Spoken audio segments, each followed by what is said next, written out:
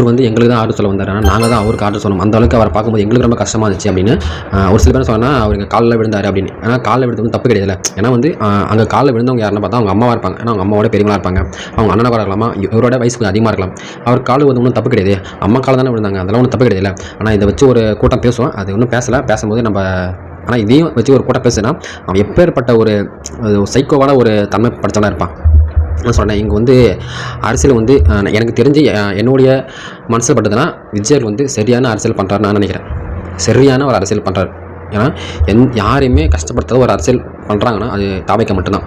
ஒரு சில கட்சி எப்படி இருக்கும், அதாவது ஆபாச வார்த்தைகள், அந்த ஆபாச வார்த்தைகளால் மட்டும்தான் கட்சியை மெயின்டைன் பண்ணுவாங்க அப்படின்னு நிறைய கட்சி தமிழ்நாட்டில் இருக்குது. ஆனால் எந்த ஒரு ஆபாசமும் இல்லாமல் டீசெண்டாக காவல்துறை எங்களுக்கு என்ன சொல்லுது, நீதிமன்றம் எங்களுக்கு என்ன சொல்லுது, நாங்கள் அதை அப்படி தான் செய்வோம், நாங்கள் சட்டத்தை மதிக்கிறோம் அப்படின்ற ஒரே கட்சி பார்த்திங்கன்னா டிவிகே தான். இப்போ ஒரு குடும்பத்தையுமே விஜய் வந்து அடாப்ட் பண்ணிக்கினார். அவங்களுக்கு என்னென்ன தேவை எல்லாமே அவர் தான் பண்ண போகிறாரு. அதையும் அவர் வந்து அங்கேயே சொல்லிட்டாரு. அது மட்டும் இல்லாமல் மொத்தம் பேரையும் 5 லட்ச ரூபா மருத்துவ காப்பீடு திட்டம் 40 குடும்பத்துக்கும் காப்பீடு திட்டம் அங்கே வந்தவங்களுக்கு வந்து அவர் கையாலே கொடுத்துட்டாரு.